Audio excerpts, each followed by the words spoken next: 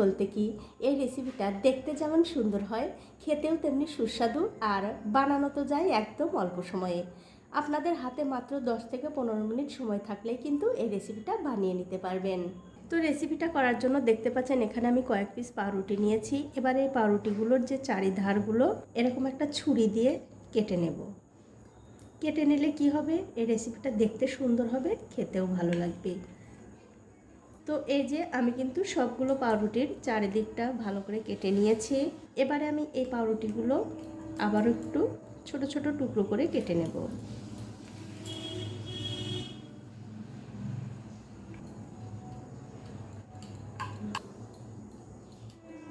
দেখুন ঠিক এরকম করে। তো এই যে দেখুন সবগুলো পাউরুটি কিন্তু আমি ছোট ছোট টুকরো করে কেটে নিয়েছি। এখন দেখতে পাচ্ছেন একটা কড়াই গরম করে নিয়েছি। কড়াই কিন্তু ভালো করে গরম হয়ে গেছে। এখন আমি যে পাউরুটিগুলো কেটে রেখেছিলাম সেই পাউরুটির কাটা অংশগুলো দিয়ে দিচ্ছি। তারপর গ্যাসের ফ্লেমটা লো টু মিডিয়ামে রেখে এই পাউরুটিগুলো আমি ভালো করে একটু মুচমুচে করে ভেজে নেব। তো এই যে দেখুন পাউরুটির টুকরোগুলো কিন্তু আমি মুচমুচে করে খুব ভালো করে ভেজে নিয়েছি। এগুলো আমি অন্য একটা পাত্রে তুলে নিচ্ছি। পাউরুটিগুলো তুলে নেবার পর ওই কড়াইতে দিয়ে দিচ্ছি 1 চামচ ঘি। ঘিটা গলে গেলে ওই কড়াইতে দিয়ে দিচ্ছি হাফ লিটার দুধ। এবারে ঘিয়ের সঙ্গে এই দুধটা খুব ভালো করে জাল দিয়ে নিতে হবে। তো এই যে দেখুন দুধ কিন্তু ভালো করে জাল হয়ে গেছে, দুধের মধ্যে বলক এসে গেছে। এখন আমি এর মধ্যে মিষ্টির জন্য দিয়ে দিচ্ছি চিনি, আর তার সাথে দিয়ে দেবো একটু গুঁড়ো দুধ। চিনি আর গুঁড়ো দুধ দিয়ে খুব ভালো করে আবারও জাল দিয়ে নিতে হবে। তো এই যে দেখুন গুঁড়ো দুধ আর চিনি দিয়ে কিন্তু এই দুধ আমি খুব ভালো করে জাল দিয়ে নিয়েছি। এখন দেখতে পাচ্ছেন একটা বাটিতে আমি 1 চামচ কর্নফ্লাওয়ার নিয়েছি। এবার এই কর্নফ্লাওয়ারের মধ্যে একটুখানি জল দিয়ে ভালো করে আমি মিশিয়ে নেব। দেখুন জলের সঙ্গে কর্নফ্লাওয়ার কিন্তু খুব ভালো করে মেশানো হয়ে গেছে।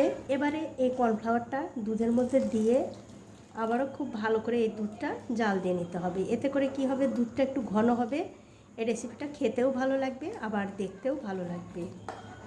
তবে দুধটা জাল দেওয়ার সময় অবশ্যই 2টো এলাচ দিতে ভুলবেন না।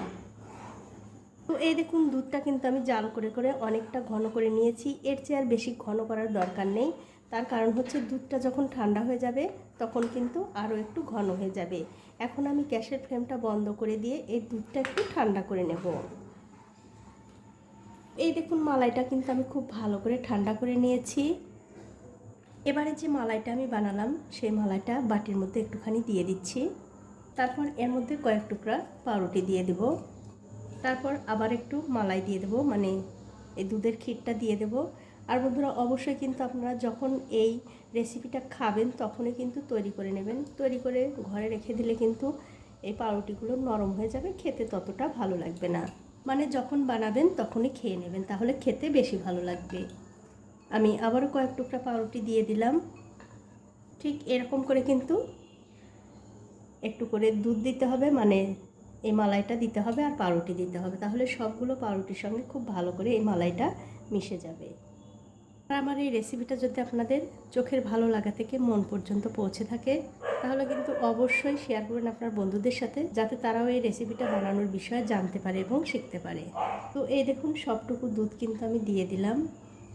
এবারে এর ওপর দিয়ে দেবো একটু কিশমিশ। কিশমিশগুলো আমি এরকম একটু একদম ঝিরিঝিরি করে কেটে নিয়েছি, যাতে এর উপরে দিলে ভালো লাগে দেখতে, তার জন্য শুধু দিলাম। আপনারা কিন্তু চাইলে দেবেন, না চাইলে নাও দিতে পারেন, কোনো অসুবিধা নেই, শুধু সাজানোর জন্য দিচ্ছি। এখন কিন্তু আপনারা এই রেসিপিটা পরিবেশন করতে পারেন। দেখুন কতটা সুন্দর হয়েছে, খেতে কিন্তু দুর্দান্ত হয়। আপনারা বাড়িতে একবার হলেও বানিয়ে খেয়ে আমাকে কমেন্ট করে জানাতে ভুলবেন না আপনাদের কেমন লাগলো। তো বন্ধুরা আজ এই পর্যন্তই, দেখা হবে অন্য কোনো নতুন ভিডিও নিয়ে।